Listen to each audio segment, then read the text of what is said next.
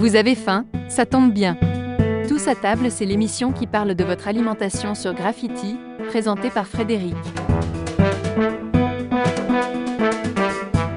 Salut les gourmets, salut les gourmands, soyez les bienvenus dans Tous à table. C'est une tendance qu'on ne peut ignorer depuis quelques années. Entre salade, pokéballs ou Buddha balls, ces petites graines d'origine lointaine ont envahi nos assiettes en intégrant la fameuse catégorie des super aliments. Si je vous dis en charade que mon premier est un pronom interrogatif singulier désignant une personne et que mon second est le dernier tennisman français vainqueur de Roland-Garros, vous devriez facilement me répondre que mon tout est quinoa. Bien joué. Consommé comme un féculent et relativement riche en protéines, le quinoa présente de nombreux atouts pour votre santé. Mais d'où vient le quinoa? Quels sont ses bienfaits qui l'ont rendu si tendance? Et comment le cuisine-t-on? C'est ce que je vous propose de découvrir tout au long de cette émission. Et pour commencer, c'est en direction de l'Amérique du Sud que nous partons, et pour être précis, c'est auprès des populations précolombiennes de la région montagneuse de la Cordillère des Andes que nous allons trouver les réponses à nos questions concernant l'histoire du quinoa. Aussi appelée riz des Incas, la plante du quinoa prend racine en Amérique latine. On retrouve en effet des traces des premières cultures de quinoa sur le plateau des Andes il y a près de 7000 ans. Rebaptisée mère des graines par les Incas, la plante du quinoa était sacrée et trônait parmi les offrandes aux dieux. La gloire du quinoa prendra fin avec l'arrivée des colons espagnols qui vont délaisser cette petite graine ronde au profit de la pomme de terre, du blé et du maïs. Malgré le manque d'engouement des conquistadors pour le quinoa, sa culture survivra sur les hauts plateaux et reviendra en force quelques siècles plus tard. Traditionnellement, les graines de quinoa sont grillées et transformées en farine pour préparer du pain. Cuit, le quinoa a un petit goût de noisette. Il peut aussi être fermenté pour faire de la bière ou de la chicha, une boisson traditionnelle des Andes. Aujourd'hui, le quinoa est de plus en plus présent dans nos rayons de supermarchés et de magasins bio. Grâce à ses propriétés et ses qualités nutritionnelles, la culture de la plante de quinoa connaît une fabuleuse expansion, aussi bien pour les variétés blanches que rouges. Parfois qualifié de super aliment pour sa composition nutritionnelle intéressante, il est maintenant cultivé dans d'autres régions, y compris en Europe et en France. Les principaux pays producteurs de grains de quinoa sont la Bolivie, le Pérou et les États-Unis. La culture du quinoa, aussi appelée graine d'or, a été encouragée en Bolivie au cours des dernières décennies afin d'améliorer la qualité de vie des paysans locaux. Mais est-ce que le quinoa peut être considéré comme une céréale? Alors le quinoa est souvent qualifié à tort de céréale. En effet, il fait partie de la famille botanique des Chenopodiaceae, à l'instar des betteraves ou des épinards. Donc, d'un point de vue botanique, le quinoa ne fait pas partie de la famille des céréales, ni de celle des légumineuses d'ailleurs. Son usage diététique est assimilé à celui d'un féculent. Pour ces raisons, on le qualifie souvent de pseudo-céréale, au même titre que l'amarante ou le sarrasin. La plante de quinoa est une plante rustique qui pousse même dans un milieu inhospitalier. En effet, les plantes de quinoa tolèrent le gel, la salinité, la sécheresse, ce qui leur donne une capacité à s'adapter à de nombreux environnements différents. Cultivée en Amérique du Sud donc, mais également en Amérique du Nord et depuis peu en Europe, en Afrique et en Asie, la plante produit un fruit croquant, les fameuses petites graines de quinoa. Il en existe deux grandes familles, le quinoa amer, naturellement enrobé de saponine, et le quinoa doux que l'on retrouve plus communément en Occident. La saponine, c'est une molécule naturellement produite par la graine de quinoa qui l'enrobe dans son état naturel. Celle-ci procure un goût amer au quinoa, mais elle est sans danger pour l'homme. Le quinoa doux est donc obtenu en lavant du quinoa amer afin de le débarrasser de sa haute teneur en saponine et ainsi de son amertume. Le quinoa amer, quant à lui, est simplement dégusté tel quel. Mais le quinoa est-il bon ou mauvais pour la planète ? C'est une question que vous êtes de plus en plus nombreux à vous poser sur le bilan carbone et le bilan social de vos aliments. Alors, les super aliments et les tendances alimentaires émergent malheureusement souvent au détriment des cultivateurs et de la planète. Tout comme la culture de l'avocat, l'augmentation de la demande en quinoa, par nous, consommateurs, s'est accompagnée d'une intensification des cultures. Il s'agit tout d'abord d'un aliment majoritairement importé dont l'essor rapide a eu des impacts considérables sur les pays producteurs. Au Pérou et en Bolivie, par exemple, le quinoa est devenu plus cher que le poulet, privant ainsi la population locale de cette super graine.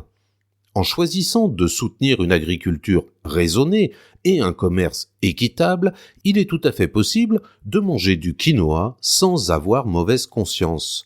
Certains producteurs et coopératives se rassemblent pour proposer un quinoa issu de l'agriculture biologique et durable. Ces regroupements s'engagent pour une culture qui préserve l'écosystème, la biodiversité et qui profite aux populations locales. N'hésitez donc pas à vous renseigner sur la provenance du quinoa avant de l'acheter. Consommer auprès de structures soutenant un modèle durable permet d'agir et de voter avec votre portefeuille pour une production bio et responsable du quinoa. Car n'oubliez jamais qu'avant d'être consommateurs, nous pouvons tous devenir des consomme-acteurs et que nos choix déterminent le modèle de production alimentaire de demain. Et pour les locavores, sachez qu'il existe une petite production de quinoa français, cultivé près de chez nous, en Anjou, depuis une dizaine d'années, plaçant d'ailleurs la France au rang de premier producteur européen. En 2020, il y avait en Anjou 375 agriculteurs cultivant un total de 3000 hectares et ils ont récolté 4000 tonnes de quinoa, dont 20% en bio. La filière quinoa d'Anjou fournit environ 25% de la totalité du quinoa consommé en France. Et côté santé, c'est un antioxydant riche en fibres, vitamines et minéraux. Si le quinoa est de retour dans les assiettes et dans les bowls, c'est bien parce qu'il s'agit d'une graine aux multiples bienfaits. Sans gluten, riche en protéines, en antioxydants, en vitamine B, en minéraux et en oligo-éléments, son palmarès est impressionnant et le quinoa est fortement recommandé pour ses qualités nutritionnelles. Ce super aliment est tout d'abord très riche en fibres. Il contient en effet 2 et 3 fois plus de fibres que des pâtes ou du riz.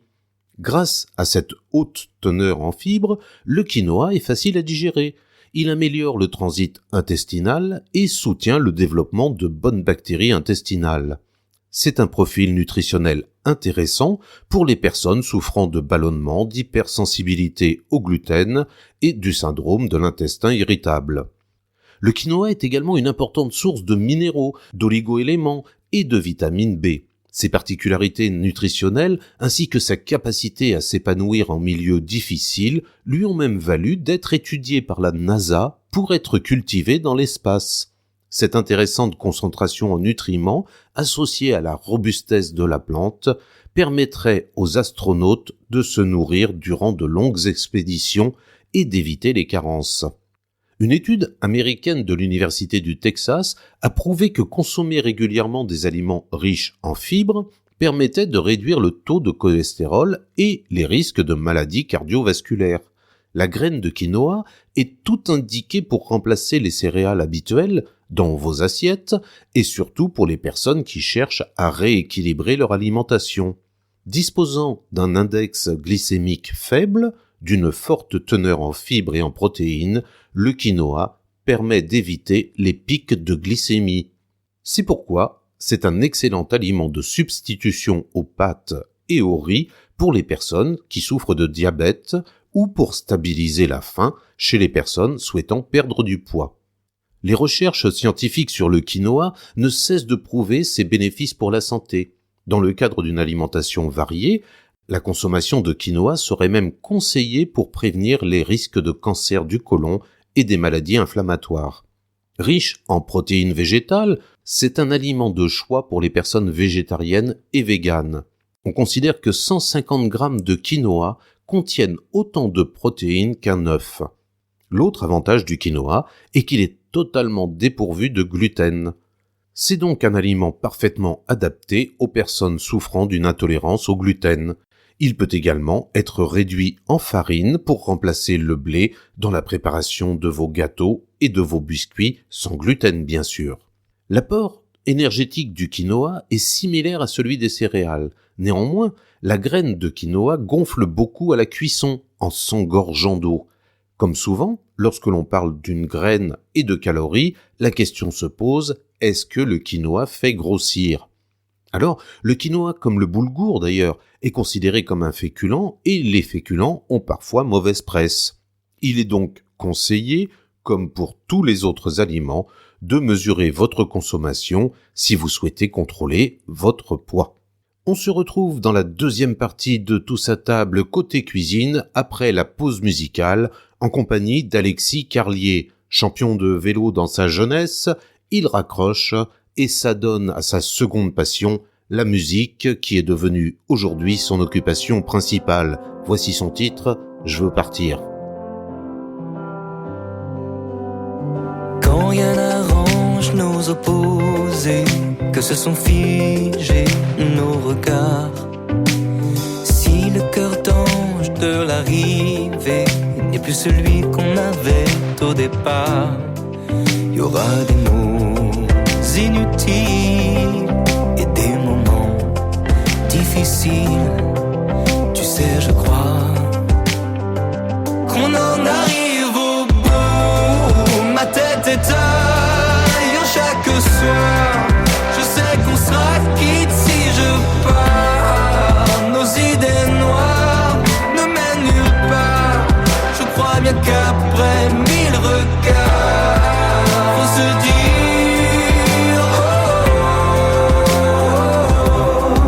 je veux partir. Je sais les fautes et les regrets, je sais aussi les lueurs d'espoir. On a gâché ce dernier essai, y a plus qu'à signer la fin de l'histoire.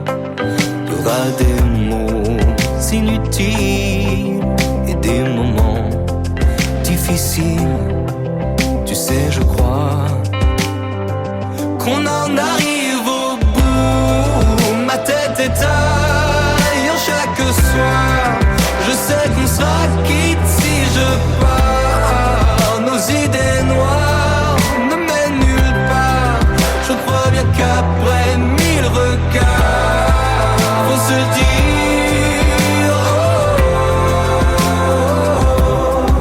je veux partir. Tout vaut mieux que tard quand les émotions se font rares. Je sens les taux qui se resserrent. Il vaudrait mieux qu'on se libère. Oh, oh, oh, oh. Je rêve d'un nouveau départ. Je veux pouvoir vivre à ma manière. Il me reste plus qu'à changer d'air. On en arrive au bout. Ma tête est ailleurs chaque soir. Je sais qu'on sera quitte si je pars. Nos idées noires ne mènent nulle part. Je crois bien qu'après 1000 regards, faut se dire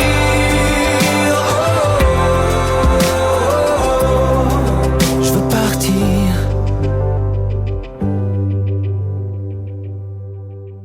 Tous à table, la suite avec aujourd'hui le quinoa, qui peut être cuit comme une céréale, accompagné des plats de légumes, de légumineuses ou de viande.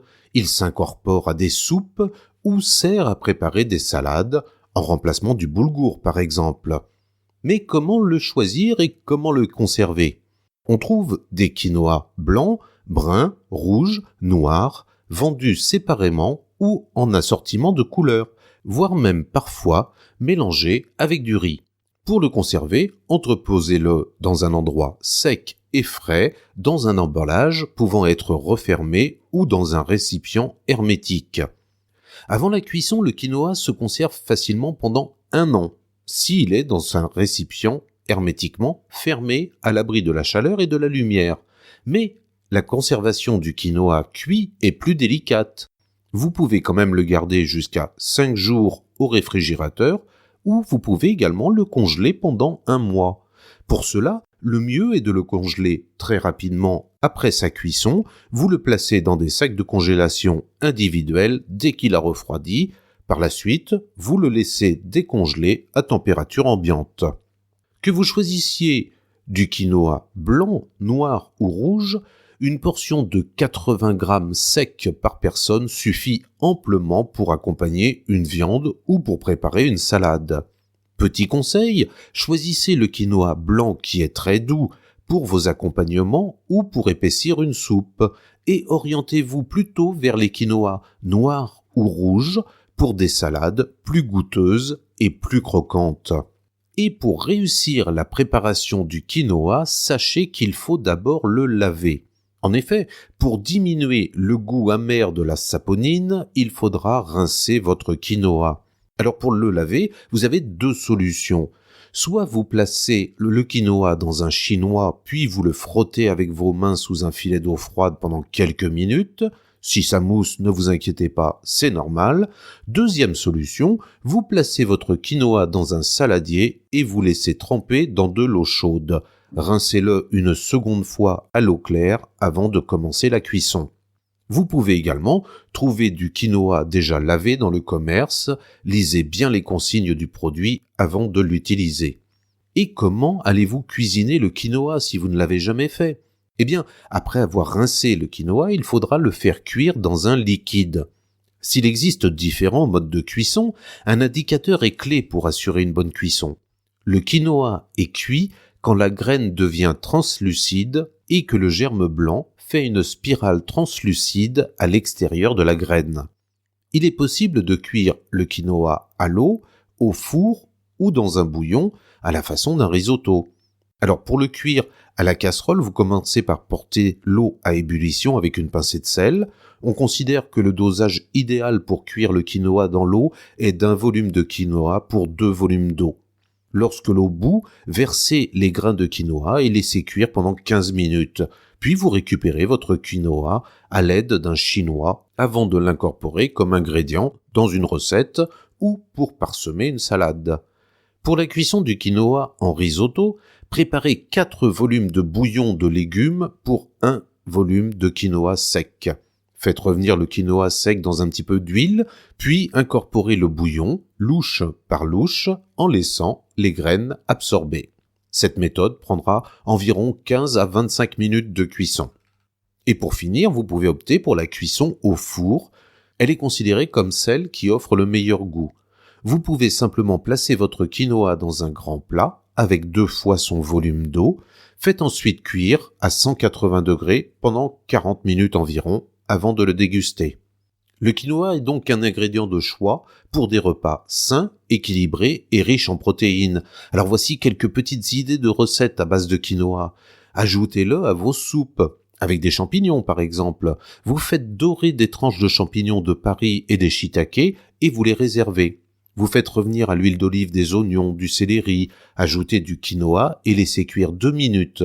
Vous ajoutez ensuite des dés de pommes de terre et des rondelles de carottes, du bouillon, du sel, du poivre, du thym et vous laissez cuire jusqu'à ce que les pommes de terre soient bien tendres. Ajoutez en fin de cuisson les champignons et vous garnissez de persil avant de servir. Vous pouvez aussi intégrer du quinoa dans vos soufflés, dans vos omelettes ou dans vos quiches. Et pour changer de vos tomates farcies traditionnelles, voici une petite astuce. Vous mélangez du quinoa cuit, des fruits séchés que vous avez fait tremper 1 heure dans de l'eau, des raisins frais fendus en 2, des amandes hachées, du verre de ciboule et des épices selon votre goût. Vous laissez refroidir quelques heures et vous pouvez farcir les tomates de ce mélange avant de les cuire au four. Comme le riz pilaf, vous pouvez préparer un quinoa pilaf. Il suffit de faire sauter des oignons, des poivrons rouges, verts et jaunes, du céleri, des carottes et de l'ail. Ajoutez ensuite du quinoa et faites revenir quelques minutes avant d'ajouter de l'eau ou du bouillon.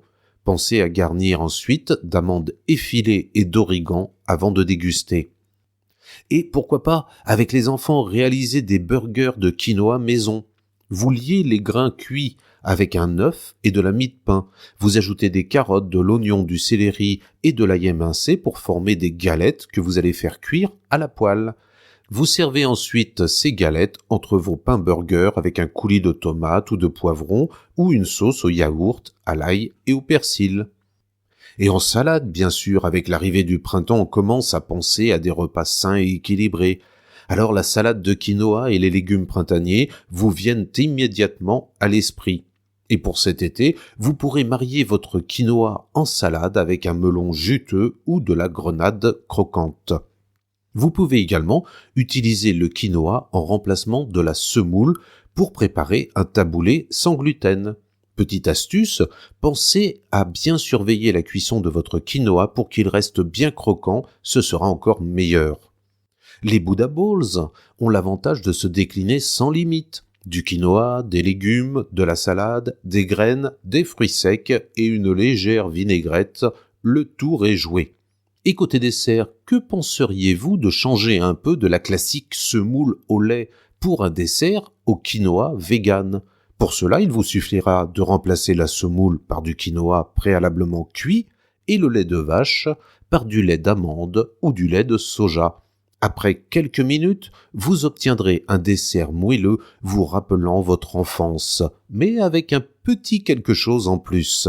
Et cette semaine, c'est la recette du thon rouge en croûte de quinoa soufflé et bonbons au pavot avec une mayonnaise à la tomate légèrement épicée que je vous propose de retrouver sur le site urban-radio.com.